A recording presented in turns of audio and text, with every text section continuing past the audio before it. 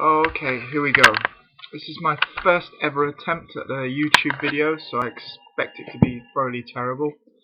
But I got interested in making a video as a response to Robert, who said he was using the gold list method.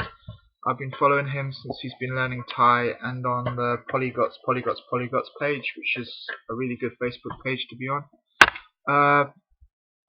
I think Robert's learning Spanish at the moment, but he's using the gold list method. I've had a lot of success with that.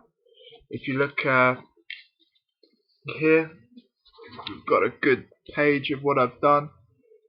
What I've done is I've divided the page in half, and I've dated on the on the left side my first list of 25 words, and on the second list, it's not shown very well, I've put 16 words or so, and down at the bottom the last few words in the distillation. Each of these is dated 2 weeks apart, and I've done quite well with this.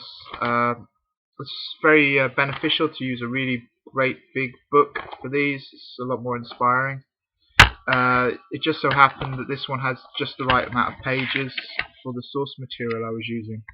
When you're using the gold list method, the source material is very important. Myself, I used for Thai, I was using the Thai Frequency Dictionary, the 4,000 most common words in the Thai language, by Jorgen Nielsen. Now, I don't think that's possibly the best way to do it. I think you might be better using some material where you're learning the words in context rather than learning lists of vocabulary. I think if you learn them in context and use the gold list method to review things, I think that's going to be a lot more powerful and a lot more beneficial. I'm interested that someone else was using Practice Make Perfect books. I'm now learning French, trying to learn French.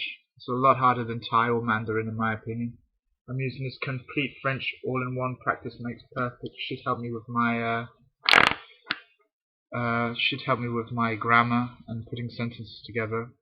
I did French at school, and I just can't get my head around the fact that I can't speak it, and I've tried a few products. A few of them are very good. I really like it used to be called French Pod. It's now called Open Language or Real Deal French. It's a really great product. I don't think it's my vocabulary that's letting me down on French. I really do think it's my grammar and my speaking practice. Another thing I'm using at French at the moment is the Glossika French. I'm about 6 weeks into that, trying to get through a year's course in 6 months. That should be possible. I did that in Thai and the results were quite good. What I did with Thai is I got a native speaker to test me on the sentences. She'd speak in English and I'd speak them back in Thai, which is a good way of testing. I think, if we go back to this, I don't think the design of the gold list method actually says you should test yourself, but there's a really great book, How We Learn by Benedict Carey, and he speaks a lot about how important self-testing is in learning. So I think you should incorporate a bit of self-testing into the gold list method, maybe with the words that you already know, to keep them fresh in your mind, and going over things, maybe I'd advise covering the English up. Like for Thai, it was really good because I got a lot of handwriting practice. I think trying to Romanize Thai is a complete waste of time in my opinion, because it just never seems to work. But covering up the English, and if you can remember the word from reading the Thai, then I think that's quite a good thing that you're quite comfortable with. Even if you can read the word and there's a click in your head and goes, I know that word somewhere, that means it's in your long-term memory. So that maybe would be a good one to eliminate from your like I highlight the ones that click in my mind, so that's one that I eliminate, and I put into another iteration the ones I don't remember. Make sure you eliminate 30% each iteration, and you should make quite a steady progress. I think that rattles me up. Hit me up in comments. I hope this helps a few people. I'm going to be adding a few more YouTube videos.